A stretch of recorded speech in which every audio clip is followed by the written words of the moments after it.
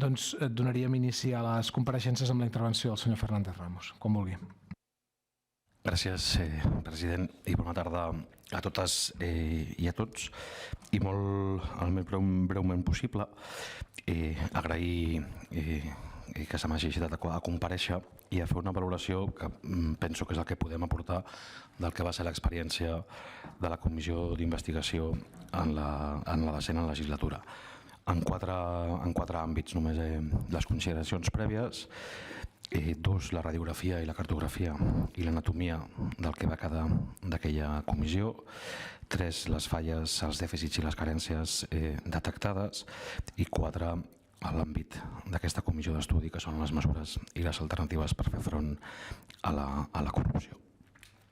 Saludant també molts companys que aleshores vam treballar en aquella llarga comissió, amb més de 80 compareixents, si no recordo malament.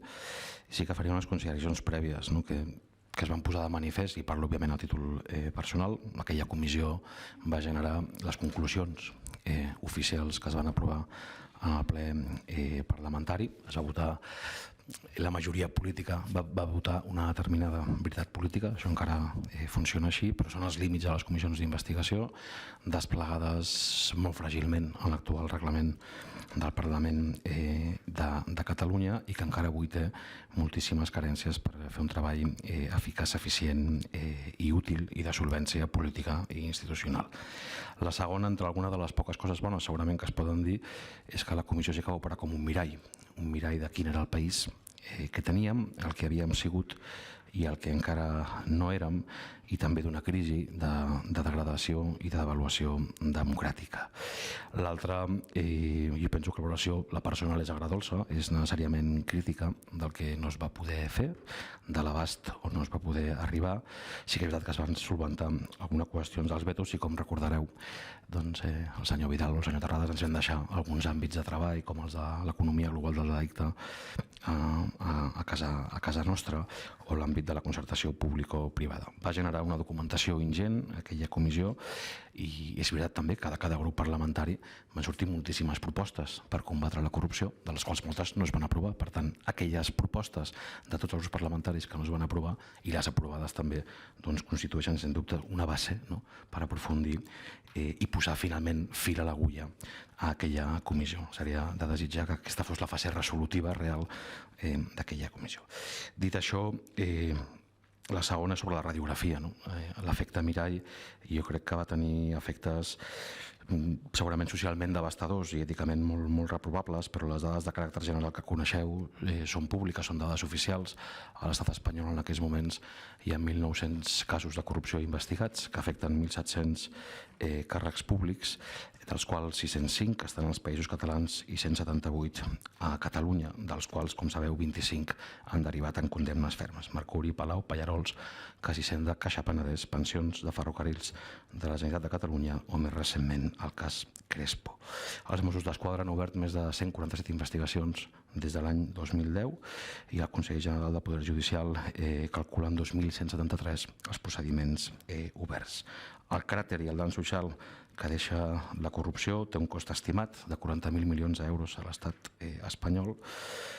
La concertació público-privada té un sobrecost, segons la Comissió Nacional de Mercat de Valors, de 48.000 milions d'euros, un 4,5% del PIB, i només els 15 majors escàndols de corrupció a l'Estat suposen 6.839 milions d'euros d'esfalc, l'equivalent al pressupost del Ministeri de Defensa. El mapa que sortia de la realitat que aquesta comissió ha d'abordar eren, a criteri subjectiu, si voleu, 5 grans àmbits de corrupció: el finançament il·legal dels partits polítics. Hi ha hagut sentències en l'àmbit de l'administració de la justícia des dels anys 90, el cas Filesa, el cas Turisme, el cas Treball, la investigació ara en curs del cas Palau, on la Fiscalia, en el seu escrit final, qualifica de pacte criminal estable les relacions de cobrament de comissions entre Ferrovial i Convergència Democràtica de Catalunya. Paral·lel també, òbviament, a un esquema que el finançament il·legal sempre ha existit. El 1995 era el senyor Lacalle qui reconeixia que todos hemos pasado el platillo. el 3% va ser una polèmica que es va generar en aquesta càmera institucional, però que el 2009 l'expresident Pujol reconeixia al programa Àgora a TV3 dient que si entraven per aquí tots prendrien mal. El darrer cas d'investigació en relació al finançament il·legal, il·lícit, atípic o amoral dels partits polítics, si és una sensació o una valoració, està en procés judicial, ha sigut el cas Petrum 1, 2, 3 a Torredembarra, però fa la sensació que hem entrat en la legalització de les comissions per obra pública. És molt difícil de demostrar, és amoral, però al final, en el cas de Teico, un empresari reconegui davant d'un jutge que l'aportació que feia, la feia en el càlcul aproximat del 3% dels contractes que havia rebut, és que hem passat de la comissió il·legal a l'aparent donació voluntària, però sempre en base subjectiva, com a valoració, com a donació, el que s'havia rebut en obra pública. La segona, relacionada en part, va ser el tsunami especulatiu que va viure l'estat espanyol a la dècada dels 90, que no només se'n va portar per davant el dret a l'habitatge, no només va desnonar milers de famílies, gairebé 500.000 de persones, no només se'n va portar per endavant també una forma d'entendre la democràcia local, no només va malmetre el bé públic, sinó que també se'n va portar per endavant, com sabreu, el sistema català de caixes, que ha quedat esmicolat i desaparegut. També en aquest sentit, allò va ser un tsunami especulatiu en base al dret a l'habitatge i ara hi ha altres també tsunamis financers, anem a dir-ho així, que a casa nostra és l'alarmant i preocupant expansió dels fons voltors sobre habitatge, sobre deute públic o sobre sectors econòmics fonamentals per a l'estructura productiva del nostre país. El tercer àmbit era el de la concertació público-privada, amb les dades que abans referia del Consell Nacional del Mercat de Valors. Aquí ha passat, la línia 1 del metro havia de costar 3.000 milions d'euros i ha acabat costant gairebé 18.000. El canal Segarra-Garrigues va duplicar el seu cost o l'eix transversal va triplicar pràcticament el seu cost. Un dels vots particulars habituals d'un dels membres de la Sindicatura de Comptes, el síndic Jordi Pons, sempre alerta que aquesta forma d'endeutament és una forma també de transferència de riscos i d'hipoteca de les generacions futures i de malmetre també el que entenem com a democràcia. Avui la realitat d'allò, sigui com s'hagi fet aquest endeutament, és que fins a l'any 2000 tenim deute contret fins l'any 2108. El quart àmbit, aquests dies sovintegen els mitjans de comunicació, és el de la indústria del frau fiscal. I dic indústria perquè és una indústria. És una indústria que s'organitza a despatxos oficials a través de les grans àrees de patrimoni de la gran banca, de despatxos de luxe, d'advocats que des de fa un any estan organitzant, per exemple, la doble imposició andorrana. Hi ha una xifra oficial i també hi ha la connivència oficial amb el frau, l'evasió i l'elusió fiscal, que són tres coses diferents. Les estimacions aproximades són de 16.000 milions d'euros l'impacte del frau fiscal català anual. A la Fiscalia, en aquests moments a Barcelona, hi ha 700 causes per delictes fiscals d'alta volada que comprometen directament els noms, els alts noms de les altes nissagues catalanes. Els Carulla, els Carceller, els Gòdia, els Sanaüja o els Quatre Cases. O ara mateix, òbviament, amb un escàndol més com és el del Panamà, els papers de Panamà.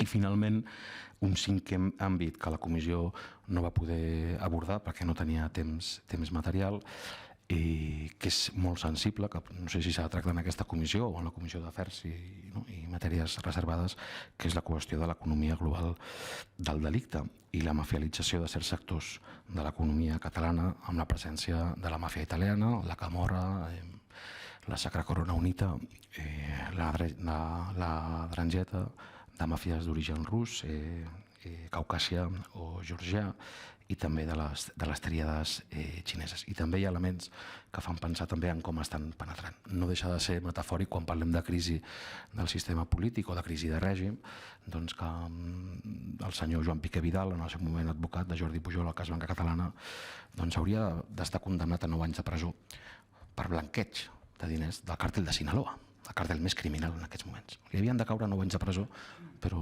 3 dies abans que s'abrís el judici va pactar 1 any de presó amb la Fiscalia. O que l'empresari de l'any 2011, que el guardó el va donar el senyor Montilla, el senyor José Mestre, hagi estat condemnat a 12 anys, el senyor del Port, hagi estat condemnats a 12 anys de presó, 9 finalment, per la seva relació directa amb els càrtels de droga colombians, i que a sobre estigui a la presó, estigui ja al carrer. Havia de complir 9 anys, n'ha complert 2, quan la reforma del Codi Penal diu que aquells delictes on es pertany a una organització criminal no pot sortir al carrer abans de la meitat de la pena. Tot això configura, òbviament, un retaule d'on es produeix la corrupció que entenem com política o econòmica o financera, que és en els àmbits del poder. Hi ha frases que fan època, no? Todos hemos pasado el platillo, si entrem per aquí prendrem mal, som 400 i sempre som els mateixos, o en el relatiu al cas Hisenda, la sentència final parlava d'una trama de brutícia, avarícia i cobdícia. És veritat també que ha caigut una forma, no? I uns personatges d'època dels anys 90, si agafàvem el retaule català, doncs teníem que l'empresari model era el senyor de la Rosa, que el senyor de la cultura era el senyor Millet, que el senyor de la construcció i del futbol era el senyor Núñez i Navarro, i que el senyor del país era el senyor Pujol, i tots aquests han anat passant cap a l'ostracisme. Però és veritat que això ha generat una percepció d'extensió de la corrupció i, sobretot, i entro en el tercer punt de les falles, dels dèficits i les carències, una sensació d'impunitat. Que si la corrupció és dolenta, pitjor que la corrupció és la seva impunitat i el tracte privilegiat, la tolerància i la catifa vermella moltes vegades que es posa als delictes d'alta volada. Hi ha diferents vies que condueixen a la impunitat. Una és, òbviament, la no investigació prèvia. L'altra és, finalment, les estratègies de dilació ordida per grans despatxos d'advocats, i aquí el cas Hisenda n'és paradigmàtic. L'altra és la de l'indult. Fa no tant, al març del 2012, el govern del Partit Popular indultava els membres d'Unió Democràtica condemnats en ferm per desviació de fons públics en una de les trames del cas Treball Pallarols. I després també, òbviament, el tracte penitenciari privilegiat. Jo no crec en la presó, crec en l'humanisme penal, però el que m'indigna és que el senyor Javier de la Rosa, que havia de fer 600 dies, en compleixi 22, o el senyor José Mestre, que n'havia de fer 4.000, en faci 600, o el senyor Millet només n'hagi fet 13. I això encara acreix més la sensació de la impunitat de la corrupció. L'exfiscal Mena, en aquella comissió d'investigació, va tenir una frase molt demolidora que deia: en aquest país mai hi ha hagut oasi, el que hi ha hagut és impunitat.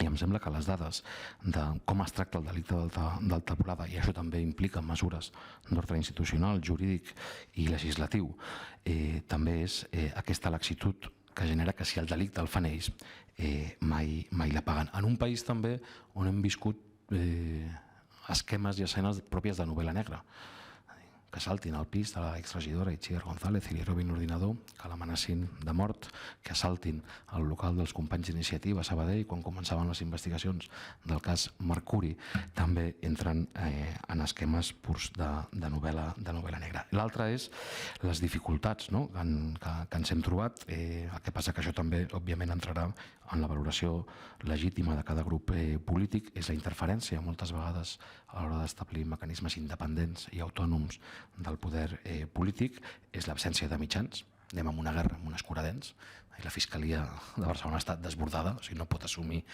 la tasca que se li demana. Una de les demandes, jo crec que és l'única vegada de la legislatura passada en què la CUP ha demanat més policia, va ser en les conclusions de la comissió Pujol, sobretot que hi hagués tècnics facultatius en matèria econòmica financera, perquè és per on s'escapa el país avui i per on s'està corrompent també la nostra democràcia. I l'altre és també combatre, també, òbviament, jo crec que és molt deficitari el paper dels organismes de control. Sembla que en comptes d'evitar morts vagin a recomptar cadàvers, i això diu poc de la prevenció en la lluita contra la corrupció, i sempre arribem tard i quan el mal ja ha estat fet i és inevitable. I després també combatre algunes consideracions que són absolutament inacceptables, sobretot des d'un punt de vista de l'ètica, que són algunes tesis oficials en relació a la corrupció. El cas aïllat, la poma podrida, i sense dir que la corrupció és generalitzada i sistèmica, no és només esporàdica i accidental, ni molt menys. Ha sigut constant i habitual en molt determinades esferes del poder polític i econòmic d'aquest país. Per tant, són arguments que també ajuden poc al combat pedagògic i cultural contra la corrupció i que minimitzen, banalitzen i fins i tot justifiquen el que ha sigut la corrupció. I finalment, en la part resolutiva, que seria la de mesures contra la corrupció, torno a la primera reflexió. En aquell debat parlamentari que es va produir després de la comissió, dels 8 mesos de comissió d'investigació, van sortir moltíssimes mesures, no només les pròpies dels grups parlamentaris, sinó també d'altres sectors socials que s'havien convidat i no es van aprovar ni molt menys totes, al contrari. Per tant, és una bona base aquella bateria de mesures que tots vosaltres proposàveu, doncs agafar-ho per veure també quines es poden legislar i quines també s'implementen i després, sobretot, i també quines s'implementen. La consideració és que en el combat jurídic, institucional i polític contra la corrupció el que més manca és voluntat política, és una opinió, òbviament, personal, que hi ha altres formes també de legalitzar formes de corrupció econòmica que també minen o corrompen la pròpia democràcia en un context econòmic on això, on he portat una reflexió personal per la comissió, que és un article llarg que es diu La màfia, fase superior del capitalisme, i com la crematística també del mercat lliure al final fa que el que abans era il·legal estigui entrant en lògiques de legalització. El rescat a la banca sense cap cost és legal, el pagament del deute sense auditoria també és no només legal sinó obligatori per una reforma constitucional, i és obvi que el que cal són noves bases per un nou model de democràcia política, social i econòmica. Després va haver-hi també la qüestió de la transparència. Es va aprovar la llei de transparència, és veritat, en la legislatura passada, la meva companya Gemma Calvet hi parlarà, però també és veritat que a vegades de la transparència en fem un mite, no? I també transparència sense implicació, activació i compromís ciutadà no deixa de ser res més que una actitud contemplativa, no? I en el fons un arriba a pensar que l'exigència permanent de transparència no és res més que l'evidència radical de desconfiança. És a dir, exigim tanta transparència perquè el clima de desconfiança és absolut. Però sí que voldria dir algunes coses bones, que amb això acabo, que li han passat al país, no? Hi ha gent que la corrupció sempre genera un clima de resignació, de fatalitat, de nihilisme, de no creure en res ni en ningú, i en canvi en aquest país hem tingut la sort de tenir acusacions populars, des del cas Innova, el cas Palau, el cas Mercuri, ara el cas Inipro, ara també el cas Manga a Girona, que s'han activat precisament per una tríada que al principi d'aquella comissió dèiem l'objectiu és una triple R, no? Reconeixement, reparació i garanties de no repetició. El reconeixement jo crec que és parcial, encara no sabem com han sigut aquests 30 anys de gestió política, financera i econòmica a casa nostra. Ens apropem bastant, segurament. La reparació, malauradament s'ha dit que no s'ha reparat, ni molt menys, el mal i el dany social causat, i les garanties de no repetició és la tasca política que teniu una enorme responsabilitat d'assumir, no? També hi ha hagut el Pacte Social contra la Corrupció, que és una iniciativa lloable també perquè neix de l'esforç social i civil. També depèn d'una qüestió de voluntat política. El proper dijous al Parlament Europeu es vota la Trade Secret Directive, que en defensa del secret comercial el que fa és ara evitar que hi hagi filtracions, no?, sobre corrupcions o negocis turbis en l'àmbit econòmic, a més en l'empara que s'incorporaria al tractat, al TTIP, que es vol aprovar entre Estats Units i la Unió Europea. Per tant, en la llei de transparència nosaltres també vam constatar que faltava la defensa dels alertadors. No deixa de ser una metàfora que l'únic empresonat del cas LuxLeaks en aquest moment sigui la persona que ho va denunciar. Cap banquer, cap empresari, cap alt comissariat de la Unió Europea, sinó l'únic treballador que va veure que s'estava fent això és l'únic que ha estat processat i ha estat també empresonat. Hi ha hagut altres iniciatives, com el grup de treball contra la corrupció, que és una xarxa de diferents experiències contra la corrupció que també es posa a disposició d'aquesta comissió per tot allò que sigui requerida. Hi ha el projecte també de llums i taquígrafs per fer una memòria contra la corrupció a casa nostra des del punt de vista que la memòria sempre és un antídot. I finalment, i també com en l'àmbit dur, per dir-ho així, de la intervenció, és la voluntat política, em remeto a una de la documentació generada de la CIFEF, que va ser l'informe que va remetre l'oficina antifrau. I quan al juliol de l'any passat es valorava l'abast de les mesures del govern en l'àmbit de la transparència i la lluita contra la corrupció, doncs l'estiu del 2015 l'Oficina Antifrau recordava que de les 51 mesures contra la corrupció i per la transparència anunciades pel govern del president Mas al febrer del 2013 només s'havien complert un 7%. Un 7%, quedava pendent per fer un 93%, havien passat 2 anys, i acabo també des de la memòria i segurament des de l'enyorança citant en Xavier Vinader, fa un any que ens va deixar, i ell sí que ho tenia molt clar, no? I sempre deia que el combat contra la corrupció no era essencialment un combat polític i judicial, sinó sobretot ètic, pedagògic i cultural. Gràcies.